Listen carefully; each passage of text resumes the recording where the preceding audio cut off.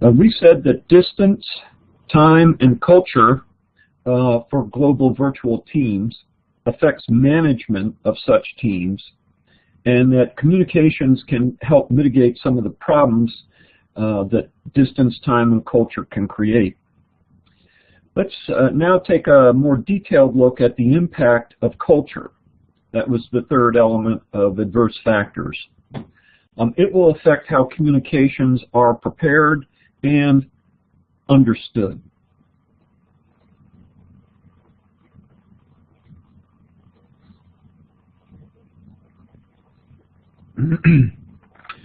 Our interactions with other people are affected by our knowledge of particular persons, classes of people, or societies as a whole.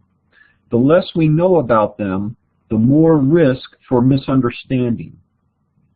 Also, culture and personality concern attitudes about technology.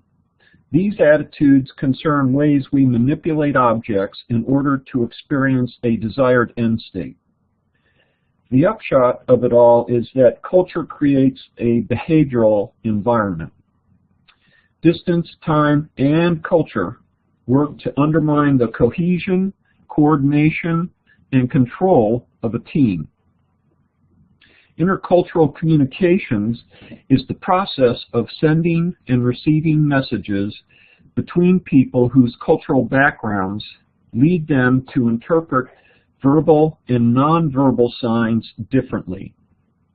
Before any business action can be completed, there must be communication and interaction between the participants.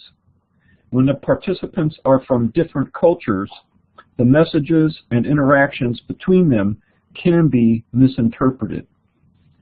So let's focus on the cultural factors that might influence the operation of a global virtual team.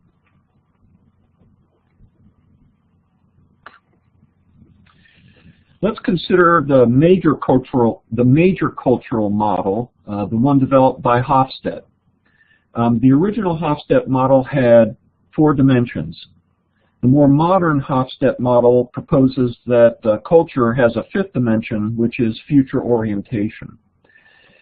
The dimensions are power orientation, relationship orientation, masculinity and femininity of the culture, uncertainty orientation, and future orientation. In 2010, a 6th dimension was added, and that was indulgence. Hofstede does not have his own data for this new 6th dimension, but based this addition on the work of Bulgarian scholar Michael Minkoff. Indulgent cultures generally exhibit a willingness to emphasize or to realize their impulses and desires with regard to enjoying life and having fun, and in some ways are similar to the future orientation. So we did not delve too much in depth on indulgence, but instead focused on the first 5 dimensions of the Hofstede model.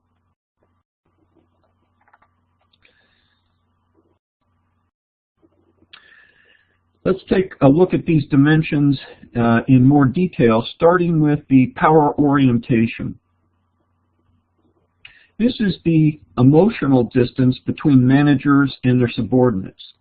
It is the extent subordinates accept the unequal distribution of power.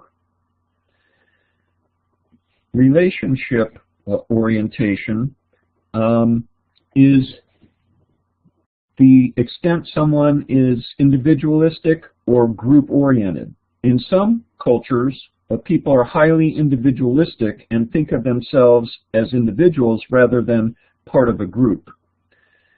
Cultures that measure high in Hofstede's collectivism index value status quo, harmony, and collaboration with known associates. In addition, such cultures emphasize social relationships and indirect communications.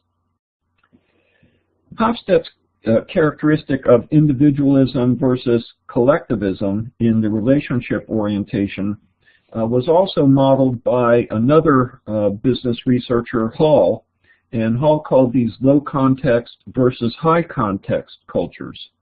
Hall's low context culture corresponds to Hofstede's individualistic culture, while a high context culture corresponds to Hofstede's collectivist culture.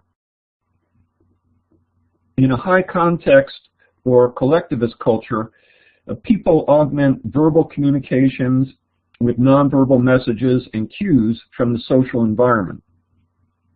Even in their verbal communications, such cultures are more indirect. In contrast, low context cultures, or those we denote here as individualistic in the Hofstede model, pay less attention to nonverbal cues or social setting. An individualistic culture is more direct in verbal communications. Moreover, individualistic cultures strive to reach decisions more quickly. They value confrontation and problem solving and negotiate impersonally. These differences between a high context and a low context culture can result in misunderstandings, with team members working at cross purposes and becoming annoyed or frustrated with their opposite members. Masculinity and femininity are the third dimension in Hofstede's model. In a masculine culture, achievement and success are paramount, while in a feminine culture, caring for others and quality of life are most important.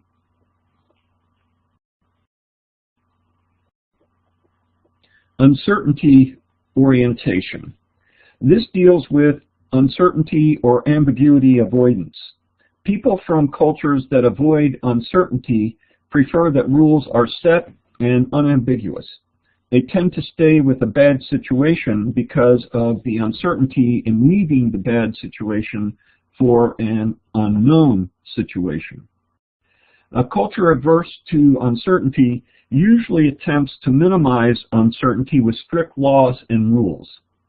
Additionally, cultures adverse to uncertainty are not tolerant of multiple points of view. For them, there is one truth, and they have it. Future orientation. This is delaying gratification for a better future. So the trade-off is you gratify your desires now, or you forego the present gratification so that you have a better future, and you're willing to make that trade-off.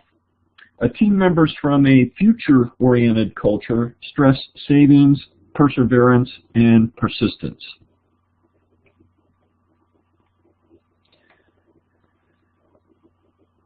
The consequences of culture for global virtual teams are summarized here, and of course we went over them in more detail in our lecture. First, it's important to note that individuals in a culture are not uniform replications of each other. Each of us has our own personality, but our culture gives us some central tendencies.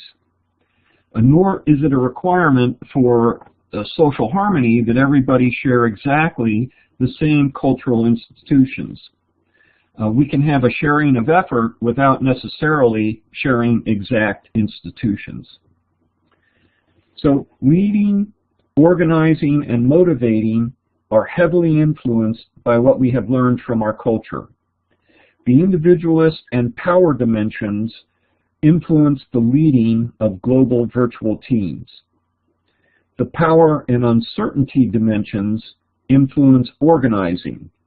And of course, organization is a means to distribute power, and it's very necessary to properly distribute power on global virtual teams because you want to tap into the knowledge and expertise of people in a distributed environment.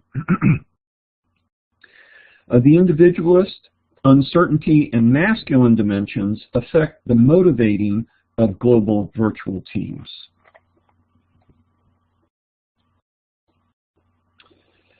In summary, Executing a business activity quite naturally involves communication and interaction between the negotiating parties. When the parties are from different cultures, there will be differences in how each party interprets communications, assesses risk levels, conducts negotiation, and determines the acceptable risk posture they are willing to tolerate. These cultural differences can have significant impacts on business transactions if they're not properly mitigated. And so we have multicultural individuals that form into virtual teams to effectively accomplish their mission. However, we cannot ignore the central tendencies of a culture, or the individuals may not interact effectively and may end up working at cross purposes. Our lecture on culture was about how the team should address the cultural differences of its members.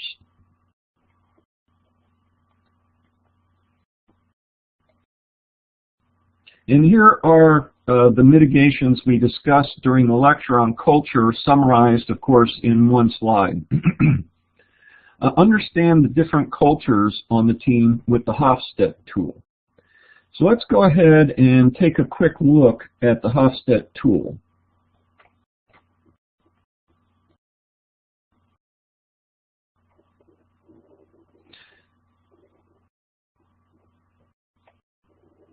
So here we have the Hofstede tool on the web. We'll select one country, Argentina, and then we'll select a comparison country, the United States.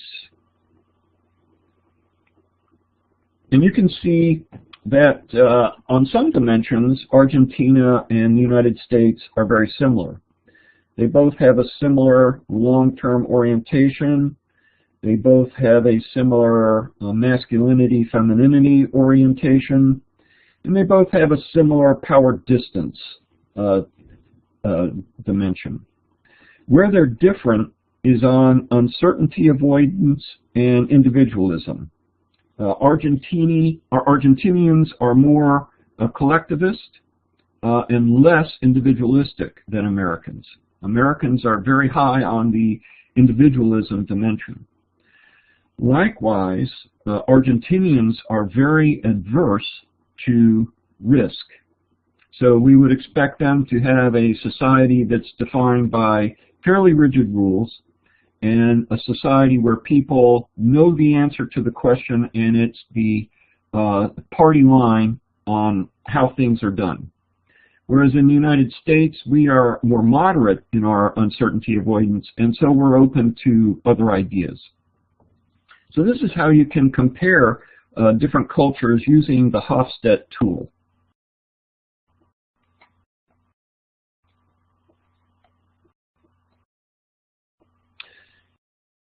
Going on with the important mitigation techniques, we can also train and coach members in team and project management philosophy.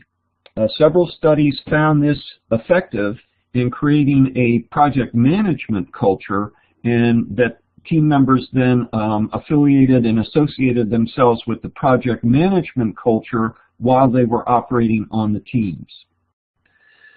A third and very important mitigation technique for cultural differences is the use of liaison structures. Carmel and Tia recommend the use of liaison positions in international virtual teams as a means of enhancing understanding and to supplement the technology-mediated communications. Mintzberg likewise recommends liaison positions to coordinate the work of independent units to expedite knowledge transfer. An integrating manager is a liaison position with formal authority to act on behalf of the central unit. On the other hand, a liaison officer is a liaison position with no formal authority, but one that acts as a communications nexus to interpret and clarify understanding between the remote units. Empowered liaison structures can provide a direct management connection that avoids spanning 2 or more national chains of command for team activity. Some more mitigation techniques: rotate staff between locations, hire staff with knowledge of how the other cultures might interpret messages and how that might impact the team, train the team in cross-cultural sensitivity, and use rich communications media. A richer communications media improve cross-cultural communications. Richness is a medium's ability to transmit multiple information cues, enable personal focus, and enable feedback. A richer communication medium reduces misunderstandings and confusion in global activities. Using rich communications media is effective for improving collaboration and management of distributed knowledge. The richest communication medium is face-to-face, but face-to-face is also the most restrictive because all the parties must be present at the same place and the same time.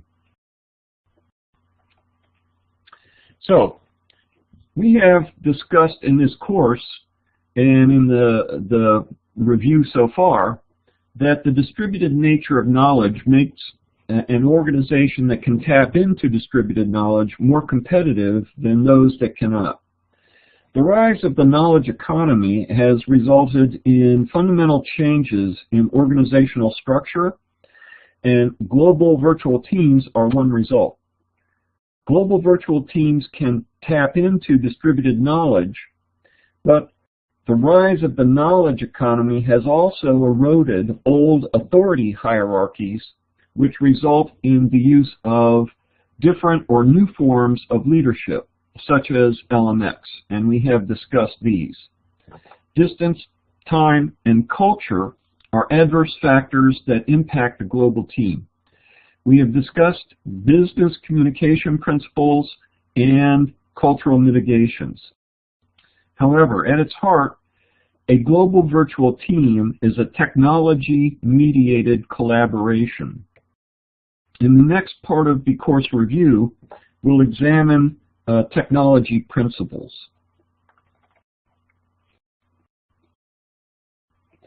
The major limiting factor with technology is risk. There is a risk to using technology. Staff must be trained and understand how to use the technology, and in addition, the technology may not work reliably. So let's start with the history of technology use in virtual teams from 2003 to present. Gibson and Cohen report that in 2003, adoption of advanced technology was unusual in virtual teams. This may reflect the capacity of those teams to absorb risk with few early adopters deploying innovative technology along with the relatively new global virtual team organization. Email and conference call were the primary communication tools. They were familiar to those teams back in 2003. Less used were discussion boards, video tools, and online meeting tools. If we think in terms of perceived risk for the adoption of innovative technology back in 2003, in the case of virtual teams, this risk is higher because of the additive impact of 2 factors. The first is a great deal of risk just reorganizing into a virtual team. Then add on top of that risk of a complex technology, and the perceived risk may be too high. Email and teleconference are well understood with much lower risk. Only teams that could absorb both the complexity and uncertainty of web convergence technologies and the risk of operating in a relatively new organizational form in the modern era, which is global virtual teams, only those teams would be open to using more advanced technical tools.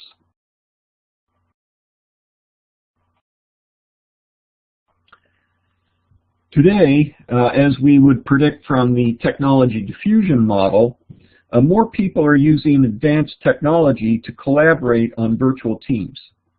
Still, because of the risk with virtual teams in general, they tend to favor familiar and usable technologies. More recent research finds that virtual teams keep current with available information sharing and collaboration technology. Even so, familiarity appears to be more important than sophisticated features. The study suggests that training in the technology might help virtual teams gain confidence in their ability to use innovative tools. Training on the technology helps reduce risk, but not everyone can devote the time to learn complex new technology, and some may need individual attention even though they have training. Some people were too busy to learn the new technology, while others needed individual training and initial support to build confidence. Many virtual teams have set a rule to use the least common denominator. In other words, the simplest technology that can accomplish the communication task. The compromise seems to be that the team settles for a level of technology that everybody is comfortable with. The technology for virtual teams must work reliably and simply. Technical problems become the focus of virtual teams rather than the business issues. Complex technology may not enhance communication, but can impede it as people struggle with using the tools. Usability of technology basically means virtual teams need technology that just works.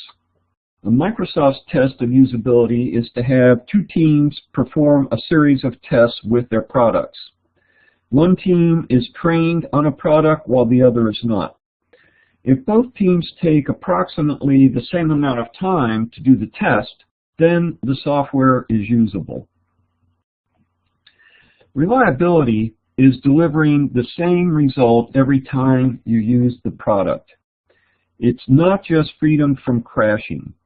It's a predictability on the important measure of use, delivering a known result, delivering the desired result in the expected amount of time for a standard cost. Reliable products consistently provide this result. When we say work simply, the technical meaning is, or the technical term is usability.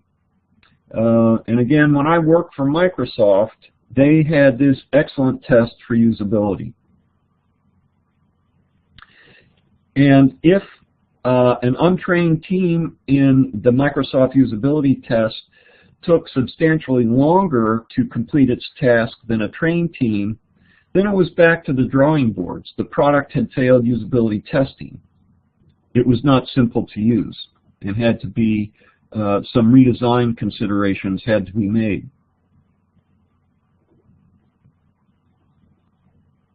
So, determining technology needs. To start your planning for the collaboration tools, I would use the Zachman framework planner view as the starting point. The Zachman framework is used for defining enterprise architectures, database bus architectures, and numerous other technical architectures. It is the cross product of the journalistic questions who, what, when, where, why, and how, and the particular system development lifecycle model you're using. The top view is the business analysis phase of the system development lifecycle, and it's a good starting point for you to determine what technology you need. The business needs for your virtual team will help in the design of a technical tool set to assist the team in accomplishing its goals. So business needs drive technology needs, and the Zachman Planner View helps define those business needs. And it's basically a series of questions you have to answer. What type of work will the team perform? What information is needed for that work? Where will the information reside? Where will the team members be located? What are the workflows? Are there needs for synchronous collaboration? For what work? And what types of communication are essential? What types desirable? And what is the budget for the communications technology?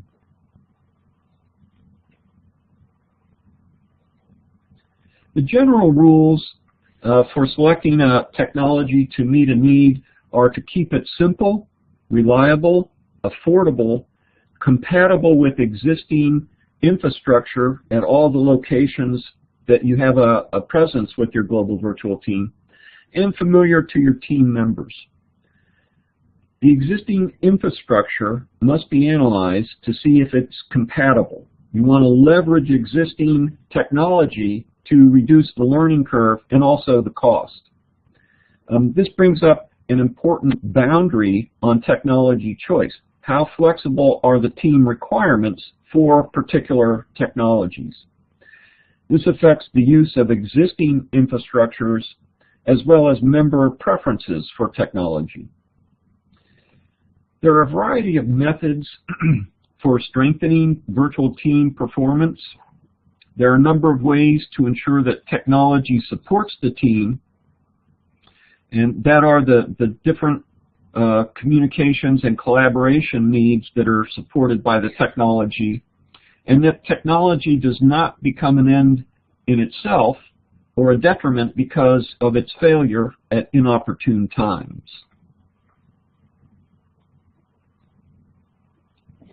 And the staff's capability must be understood and defined.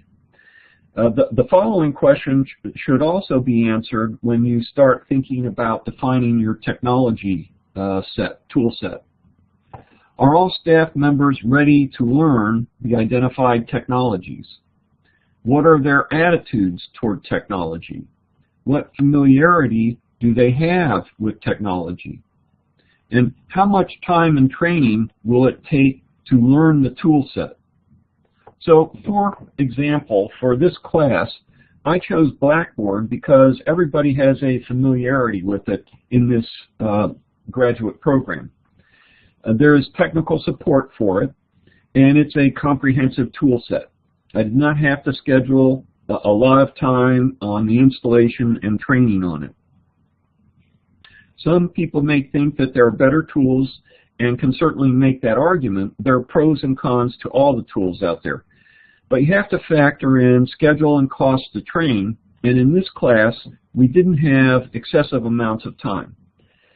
Some tools are extremely simple to use, and so we're going to take a look at them. Join.me, it's not as robust as Blackboard, but it's certainly simple to use.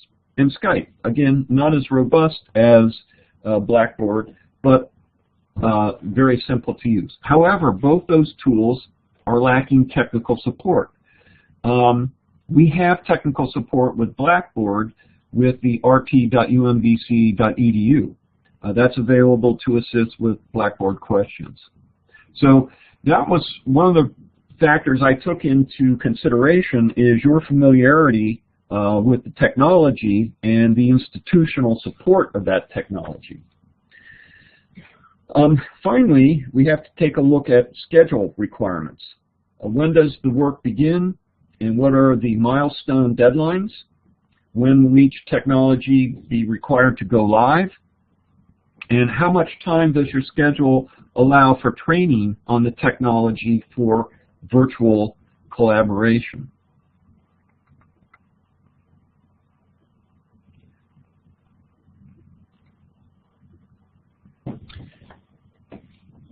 An important categorization of technology for a virtual team is based on the needed level of collaboration. There are obviously numerous technical choices for each type of media. Just as an example, an interview transcript can be shared on a shared drive, in a content repository, on a team discussion board, as an email attachment.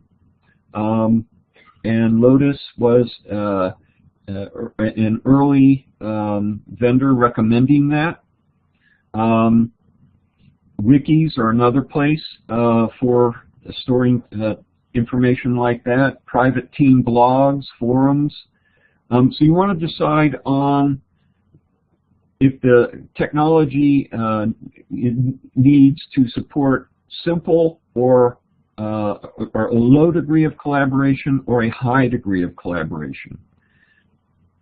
And we have simple technologies that support low collaboration tasks, such as sharing information, viewpoints, sharing ideas, planning activities, socializing and brainstorming.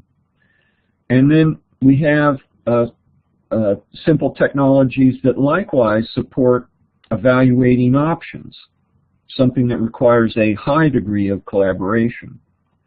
There's more complex technologies for supporting activities that require a high degree of collaboration, such as product development. And of course, you're going to be doing that in your group project with Lenovo, the Chinese company for developing a mouse. Building consensus, problem solving, decision making. So what is a low and a high degree of collaboration? A low collaboration is an activity that has a well-defined and stable parameters. A high degree of collaboration is for activities that are not so well-defined, and there's an emerging need for knowledge. A key point is that a communication media can be supported by a variety of technologies. Again, you can use a variety of technologies to transmit a document, email, content management system, and even a web conference like we're doing here with the PowerPoint documents.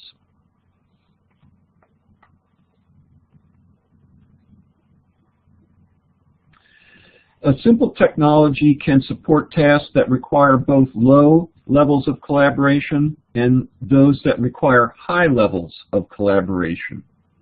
So here are technology choices for each of the types of collaboration complexity. A simple technology for activities that require a low degree of collaboration are email and discussion boards, and a simple technology for activities that require a higher degree of collaboration include instant messaging and teleconferencing. Some more complex technologies for supporting activities that require a high degree of collaboration are video conferencing and web conferencing. So here we have simple technology, email and discussion boards used for tasks that require a low degree of collaboration, while other simple technologies such as instant messaging and teleconferencing can support tasks requiring more extensive interaction and collaboration. There are other categorizations we would make with technology as well. So you want to choose a categorization that's most appropriate for your group project or your team. The next section, the next chart on this slide, we're looking at the types of technology that support different types of team function. You can map these to the analysis of what communications your team needs to do, where the information resides, and what the workflows are. So let's see what technology tools support the various team functions. First, activity-related information could be version-controlled deliverables. And by the way, this semester, the UMBC Blackboard did not have a content repository that did versioning and check-in and check-out. at the beginning of the semester, but they plan to deploy one during the semester. Other activity related information might be interview write-ups, meeting minutes.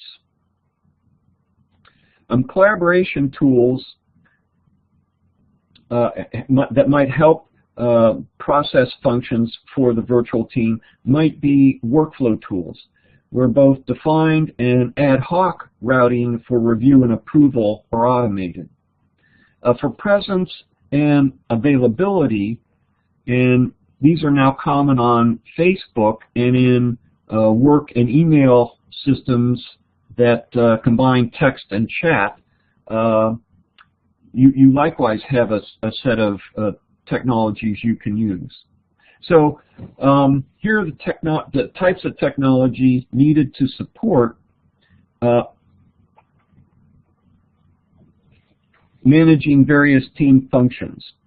Activity and task team functions are supported by document repositories and project systems.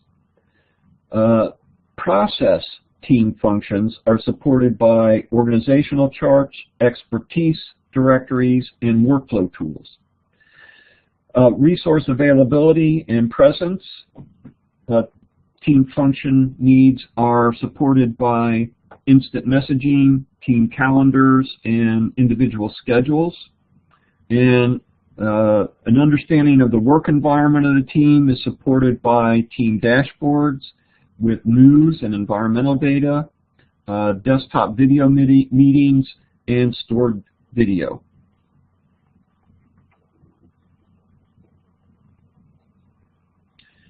You can also map the type of communication needed to specific technology products.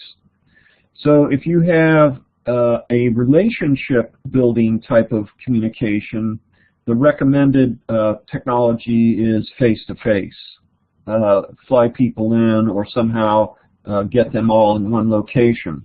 For information sharing communications, the recommended technologies are email, telephone, blogs, discussion forums. For disseminating status updates, same tool set, email, telephone, blogs. For generating the big idea, you would use group convergence technologies such as teleconferencing, video conferencing, or web conferencing. And that's for a group. For individual suggestions, you would use email and telephone. And for problem solving, the recommended technologies would be convergence technologies, such as teleconferencing, video conferencing, or web conferencing.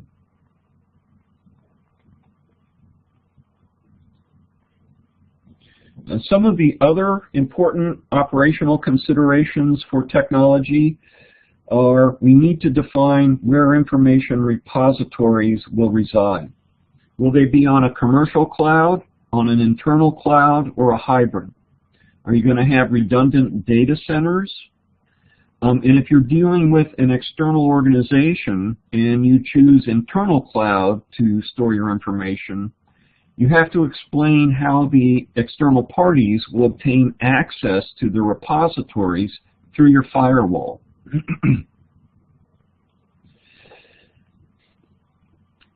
You also need to define disaster recovery plans. There's many options here, and we hit on these in our technology lecture.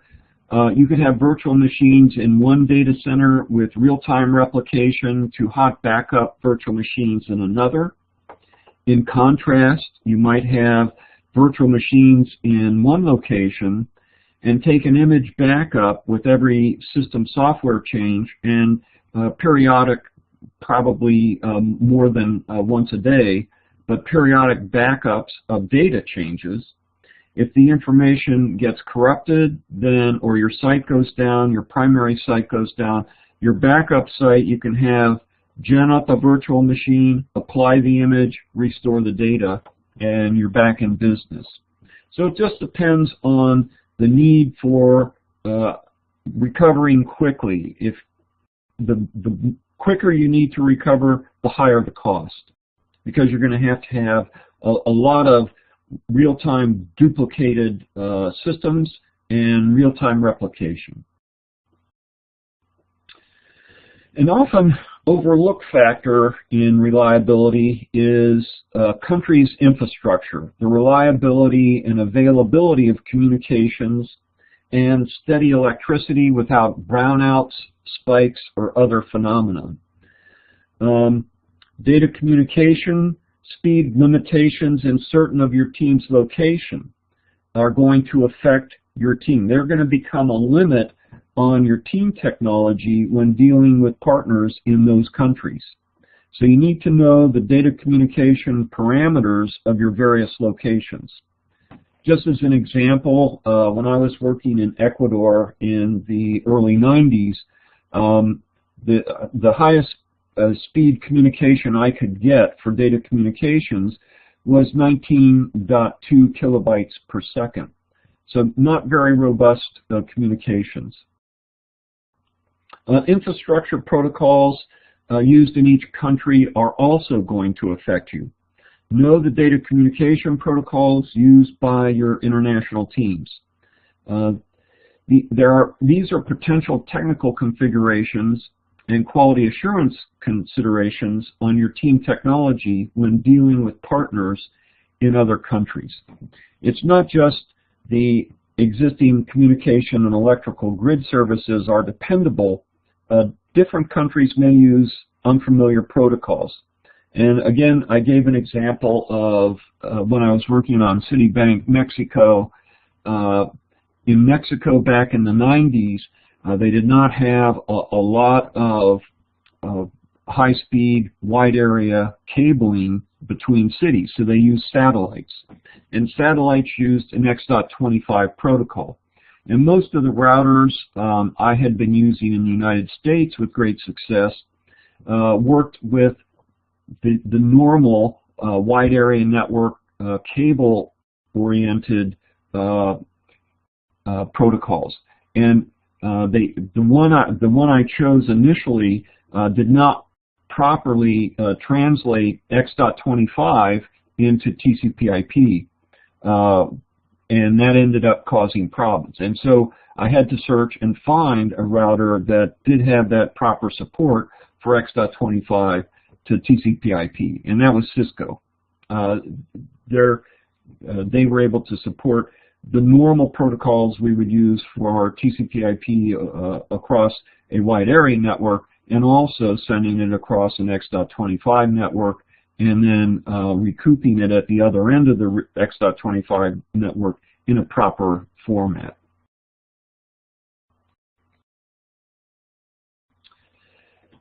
Virtual collaboration enables distributed expertise to focus on shared problems, and they do that through an enabling technology. And as we have discussed, collaboration technology can be categorized in many different taxonomies or segmentations. According to Bradley, the most common are synchronous, asynchronous, social presence, and media richness. And we went over these in a lot of detail in the lecture on technology principles. But let's just do a review of the categorization into asynchronous and synchronous. Asynchronous technology does not require participation at a set time. The use of asynchronous technology can mitigate the problems created by different working groups in a global virtual team. However, with async technology, there is still a potential gap between when an issue is posted and when it can be answered or resolved. Synchronous technology requires all participate at the same time. Synchronous technologies are appropriate for events or situations that require a high degree of collaboration. In contrast, asynchronous technologies are for tasks that require only a low degree of collaboration. This category is the enablement of collaboration with regards to the time dimension of the team. Synchronous is same time, and asynchronous is different time. And many authors create a quadrant similar to Gartner quadrants with two dimensions, time and distance. So you have same time, same place, same time, different place, different time, different place, and different time, same place. And we went over technologies good for all of those. So here are the types of technology in terms of general categories of technology that map to the type of collaboration need in terms of synchronous and asynchronous. Asynchronous would be email, voicemail, video mail, discussion boards, calendaring, co-authoring, and production tools like project management software, configuration management software, bug tracking software, workflow tools, knowledge management. Synchronous tools would be telephone calls, teleconferencing, video conferencing, web conferencing, and instant messaging.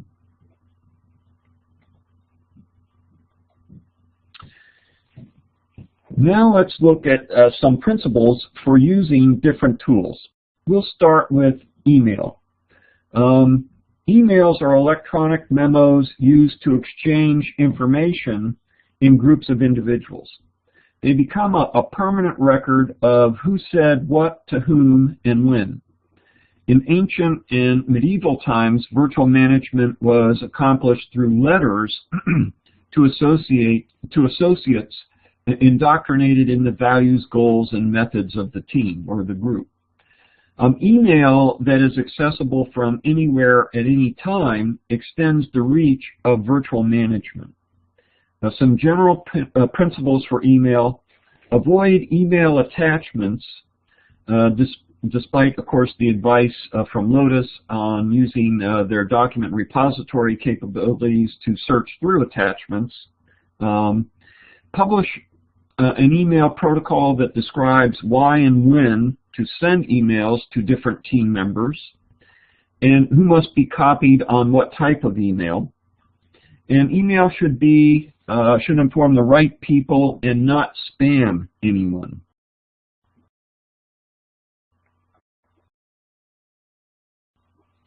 Other email guidelines are the following. Each email should cover one topic only. The subject line is a clear statement of the email purpose, and email should be short and focused on one topic. Put the most important content at the beginning of the email. And you should use short paragraphs in the email, and in your replies include a copy of the original email. Now let's consider team websites. Team websites are a virtual replacement of the command center. Teams meet and exchange plans, ideas, and information in an interactive manner. They are accessed with member web browsers and have document repository functionality for uploading complex information. Teams store and retrieve mission, objectives, strategies, plans, task lists, deliverables, or any other documentation related to the mission. Team websites have discussion boards for spontaneous communications. They also have other boards for managing other aspects of the team. A content board, a staff board, a research board, a special purpose, and several special purpose boards specific to the task. We, of course, are using Blackboard for our team website. It is a powerful but complex and expensive tool set. We are using Piazza as our backup team website. It's less powerful, but it's simple to use and it's free. Google has offerings for setting up team websites as well.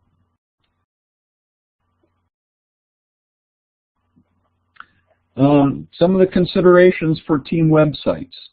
A team member must be assigned to manage the team website. For example, in our course, I do that. Use a tool set that is adaptable to changes over the term of the virtual team. A website should be usable on more than one project. Uploading and downloading information should be user-friendly. The site must be operational before the virtual team is activated. So, of course, with Blackboard, it's activated before this class started. And then make sure you get agreement on uploading graphics. Not everybody has NARA-compliant scanner hardware, and you have to decide what's acceptable, and you have to decide if smartphone pictures are acceptable. Now let's look at convergence technologies. Convergence technologies are tools used to converge a number of separate individuals into a single audio or audio-visual connection. Telephone conference calls are, of course, a battle-tested convergence tool. Newer freemium technologies such as Skype incorporate video with the audio, and it's especially important when there is a need to display new products and their dynamic operation to add video. Likewise, when you want to introduce new team members, you want to have a video. That's going to add greater richness to that communication. And that's important for product development, displaying new products, and introducing new team members. There's three categories of convergence technology. Teleconferencing is the fastest and simplest method for group collaboration. Video conferencing adds video to teleconferencing. There's a lot of incompatibilities today with the desktop hardware and software, so make sure everybody can use the selected technology on their systems.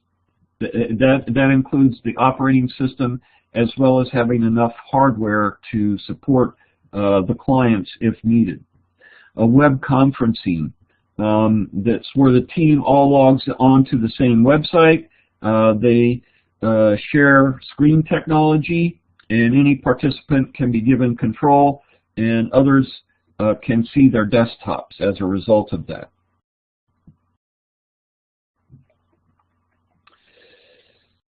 Okay, some guidelines for using convergence technologies. Publish an agenda. Distribute beforehand documents needed during the call. Do a comm check to ensure all locations can communicate. And one person should be a facilitator, and a separate person should take notes. Make sure you don't allow digressions to go too far. You've got to stick with the agenda items. That's part of the communication principles also. And discourage interruptions or distraction from the main agenda. Well, this wraps up part 2 of our review of the Leading Global and Virtual Teams course. Thank you.